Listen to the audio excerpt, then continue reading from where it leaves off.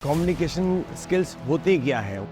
Communication skills के main पहलू क्या हैं कि जब हम सुनते हैं तो हमारे अंदर साइलेंस होना चाहिए।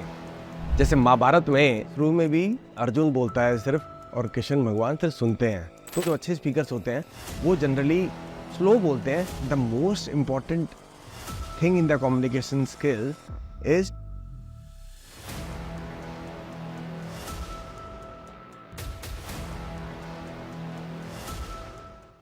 तो हम बात करेंगे इफेक्टिव कम्युनिकेशन स्किल्स की। अपने आप को एक बेहतरीन स्पीकर कैसे बनाएं, अपने आप को एक बेहतरीन लिसनर कैसे बनाएं, और कम्युनिकेशन स्किल्स होती क्या है, what is the effective communication skills.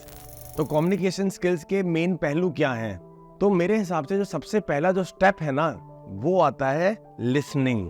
Communication skills की जो सबसे बड़ी बारीकी है वो स्पीकिंग नहीं है, लिसनिंग है। हर इंसान बोलने में लगा हुआ है कुछ ना कुछ। हमें सबसे पहले सुनना है, और वो भी बिना किसी जजमेंट के सुनना है। मतलब कोई भी इंसान सामने आपके है, बिना किसी इमेज फॉर्म्ड करके सुनना है उसके बारे में कि ये बड़ा है या छोटा है। वो सारी इमेज को हटाकर सुनना है, बिना अपने अंदर कुछ बोले सुनना है।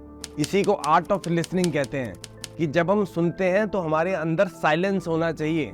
नहीं तो हम जब सुन भी रहे हैं तो अंदर कुछ ना कुछ बोलते रहते हैं, और जब तक आप अंदर अंदर कुछ ना कुछ बोल रहे हो तो आप सुन नहीं रहे हो।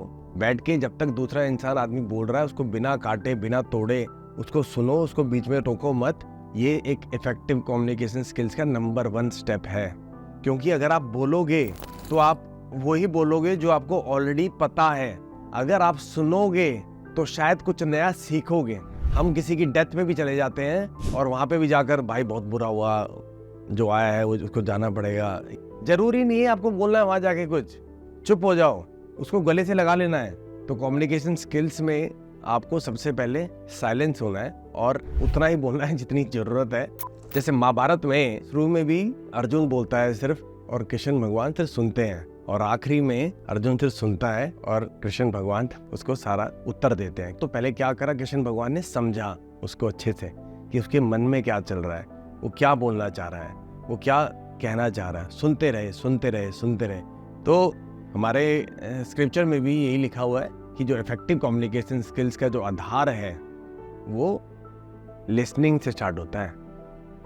और लिसनिंग कब होगी आपकी? जब पहले साइलेंस होगे, पहले थोड़ी देर रुकोगे। तो सबसे अच्छा तरीका है लिसनिंग का, जब कोई इंसान बोल रहा है ना तो कोशिश करो कि मैं अपने अंदर कुछ ना बोलूं। तो अगर आप अंदर कुछ नहीं बोलोगे तो हो सकता है कि तो आपको फिर ऑटोमेटिकली आपको जो सामने वाला बंदा बोल रहा है उसकी बात समझ में आएगी।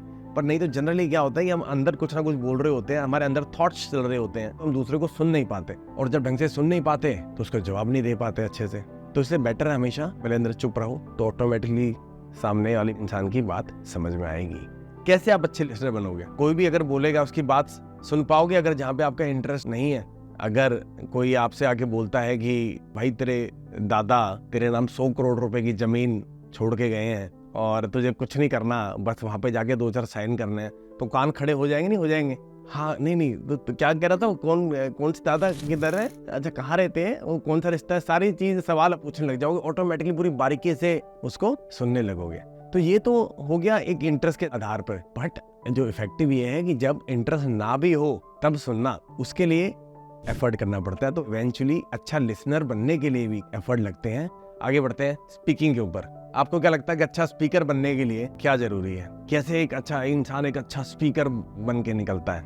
उससे मैंने प्रीवियस कहीं इंटरव्यू दिया था, वहाँ पे मैंने एक चीज सीखी थी कि सामने वाला जो लैंग्वेज बोल रहा है हमको भी उसी सेम लैंग्वेज में कम्युनिकेशन करना है। कि अगर सामने वाला हिंदी में बोल रहा है हम इंग्लिश में बोल रहे हैं तो उसका कोई मतलब नहीं रहता है। बहुत अच्छी बात है। सामने वाला हिंदी में बात कर रहा है तो उससे भी हिंदी में बात करो आप, और उसी टोन में बात करो जिस एनर्जी में सामने वाला है। फिर लैंग्वेज ही नहीं कि सामने वाला अंग्रेजी में बोल रहा है तो आप भी अंग्रेजी में बोलने की कोशिश करो, या हिंदी में बोल रहा है तो हिंदी में बोलने की कोशिश करो, वो तो है ही। उसके अलावा आपने उसकी एनर्जी भी कोशिश करनी है, उसी के फ्लो में जाना है। और उसको सुन भी रहे हो तब भी पूरी गर्दन पूरी तेजी से हिलानी है, तो उसको लगे कि अच्छा मेरे को ये सुन रहा है।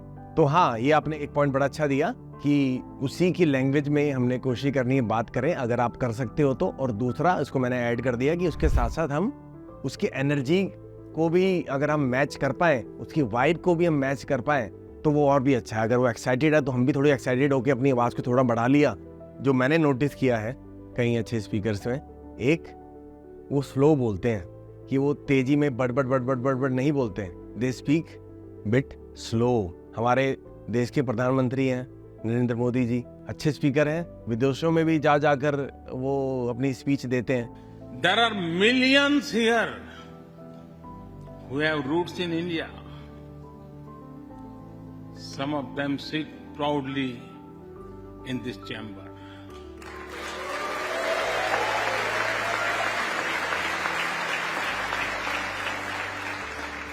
कभी आप उनको देखना, चाहे नरेंद्र मोदी जी हैं या कोई और बड़ा स्पीकर है, तो इनको आप देखना ये स्लो मिलेंगे आपको बोलते हुए।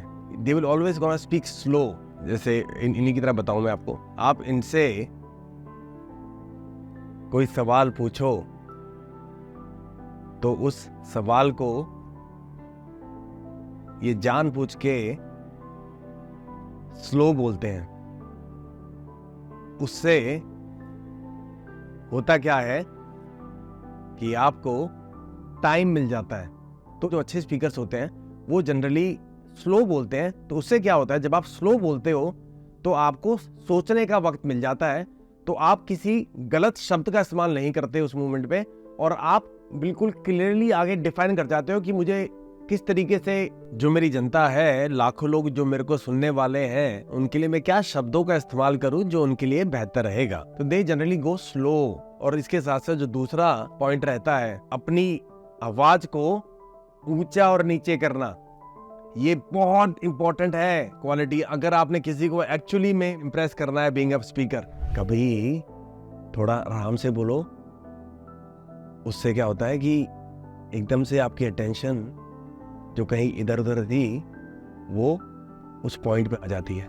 या फिर आवाज को ऊंचा भी कर सकते हो, पर आपने अपने टोन को, एनर्जी को ऊपर नीचे रखते हो तो आपके सामने वाले की अटेंशन लूज नहीं हो पाती। जैसे मैं बोल रहा हूँ अभी, अगर मैं एक एआई की तरह बोलने लग जाऊं, सिर्फ एक ही स्पीड में बोलने लग जाऊं, तो आप लोगों की अटेंशन मिस हो जाएगी, कहीं ना कहीं इधर उधर जाने लग जाएगी। कब सेशन खत्म होने वाला है, उसके बाद मेरे को ये करना है, वो करना है, ये सब करना है। पर मैं अपनी आवाज को थोड़ा सा ऊपर नीचे करता रहूंगा ना, तो उससे आप मेरी बातों पे ध्यान रख पाओगे। और सारा खेल अटेंशन का ही तो है। अगर कोई क्लास में टीचर बोल रहा है और आप उसको सुन पा रहे हो, उसने कुछ देर के लिए बच्चों को अपने सब्जेक्ट पे रोक लिया, ध्यान लगवा दिया वहां पे, तो वो टीचर बहुत अच्छा है, वो स्पीकर बहुत अच्छा है। सिर्फ शब्दों से कुछ नहीं होता। मैं हमेशा ये कहता हूँ, सिर्फ वर्ड से कुछ नहीं होता कि आपके पास ज्यादा नॉलेज आ जाएगी तो आप एक अच्छे स्पीकर बन जाओगे। Not true. ऐसे भी लोग हैं यूट्यूब में जो डेली एक किताब की समरी डालते हैं, मतलब वो 365 दिन में 365 किताबें पढ़ डालते हैं। तो क्या वो वाइस बन गए? उनके पास तो हर चीज की नॉलेज है, तो वो एक अच्छे स्पीकर बन जाएंगे? नहीं। एक अच्छा स्पीकर होने का जो नंबर 1 पॉइंट तो यही है कि जो सामने वाला इंसान है ना,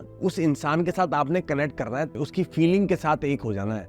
कहीं आप ऐसे लोगों से मिलोगे, कई बार 10 मिनट भी बात करने के बाद ऐसा लगेगा कि अरे वाह, मजा आ गया। और कईयों के साथ आप घर पे भी रहते होंगे और ऐसा लगता होगा कि बस यार ये निकलूं यहाँ से। क्यों? क्योंकि वो एक कम्युनिकेशन स्किल्स ही है जिस वजह से आप एक दूसरे से कनेक्ट कर पाते हैं। हम सारे जो लोग एक दूसरे से जुड़े हुए हैं वो कहीं ना कहीं कम्युनिकेशन स्किल्स ही है।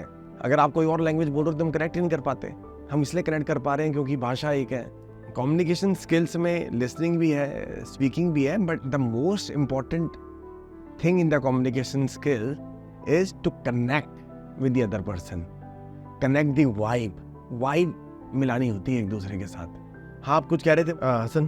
कभी कभार अपना तो इसमें वीकनेस है, कोई पर्सन ब्रेक डाउन हो रहा, वेलकम मतलब इमोशनली, तो उसको कंफर्ट देने में बहुत मुश्किल होती है। तो वो कैसा करना? इस रियलिटी में तो ना, कोई सामने ब्रेक डाउन है ना, तो उसको थोड़ी देर होने दो। वैसे तो ब्रेक डाउन उसको जरूरी नहीं है कि एकदम से उसको रोकना है उसको ब्रेक डाउन होने से। अगर उस मोमेंट में कोई ब्रेक डाउन हो रहा है तो उसको होने दो। अगर जलेगा तो दर्द तो होगा ना। अब तो आप ये मत बोलो कि नहीं यार तेरे को जल तो गया पर तेरे को दर्द नहीं होना चाहिए। अरे होएगा। और अगर कोई ब्रेक डाउन इसका हो रहा है किसी रिलेशनशिप खत्म होने की वजह से, किसी की डेथ की वजह से, या कोई रिजल्ट चाहता था वो रिजल्ट नहीं आया उसकी वजह से, बहुत कहीं और चीजें हो सकती हैं, तो उस मोमेंट के लिए हो रहा है और होने भी दो। कोई रो रहा है तो रोने भी दो। मैं तो यही कहूंगा, निकलने दो, उसके पास होने दो, उसकी फीलिंग को निकल जाने दो। उसको रोक दोगे आप उस समय, नहीं कुछ नहीं होता, मेरे साथ भी ऐसा हुआ था, नहीं रोना चाहिए। अरे भाई क्यों झूठ बोल रहे हो? आप भी रोगे उस सिचुएशन में होगे तो। कोई घर का गुजरेगा तो आप भी रोगे, या कुछ आपका रिजल्ट नहीं आया तो आप भी रोगे। तो अगर कोई एक्सट्रीम कंडीशन में जा रहा है ना, तो पहले तो ये देखना है कि क्या कंडीशन है। मान लो अगर कोई आशिक है और वो सुसाइडल थॉट में जा रहा है अपने रिलेशनशिप खत्म हो जाने की वजह से, तो उसके साथ जाते इसको समझाने नहीं स्टार्ट कर देना, ये बेकार है, कुछ नहीं पढ़ा है, कुछ नहीं पढ़ा इन चक्कर में, ना जी ये नहीं करना, जाते समझाना नहीं है उससे। उसके साथ जाकर एक हो जाओ उसके साथ, मतलब बिकम वन विद हिम कि भाई मैं समझता हूँ, मैं समझता हूँ तेरे घर वाले नहीं समझ रहे तेरे को, मैं समझता हूँ भाई, कोई नहीं समझ रहा तेरे को, I am with you. Once you become one with him तो फिर वो आपके साथ खुलने लगेगा कि हाँ यार तेरे को क्या बताऊँ, उसने मेरे साथ ये किया, वो मेरे को छोड़ के चली गई, अब तो कुछ नहीं है जिंदगी में। आप उसे सवाल करोगे, अच्छा फिर क्या करें, अब खत्म कर लें सब कुछ, क्या ये सॉल्यूशन है? उसी तरह सवाल करना स्टार्ट कर दो। जब इंसान इस सिचुएशन पे होता है तो वो समझना नहीं चाहता, उस मोमेंट में कभी भी कोई ऐसी सिचुएशन आ रही है तो you have to become one with that person. उसको ऐसे ही लगना चाहिए कि वो उस इंसान से बात कर रहा है जिसके साथ वो कुछ भी शेयर कर सकता है। वो जिससे बात कर रहा है वो उसको समझाने नहीं आया है, उसको समझने आया है। ऐसी मोमेंट में समझाना नहीं होता है, समझना होता है। और कई बार ऐसे समझने में ही काम हो जाता है। अपने आप के अंदर जो उसका जहर है ना, जो जहर मारने में उतारू हो गया है, जो जहर उसको खत्म करने में उतारू हो गया है, जो जहर उससे कह रहा है कि खत्म कर दे दुनिया को, कुछ नहीं है, छोड़ के चले जा, बचा नहीं कुछ भी, वो जहर निकल जाता है तो निकाल देना, जाके उसके साथ एक हो जाना और निकलने देना, ये एक सलूशन है।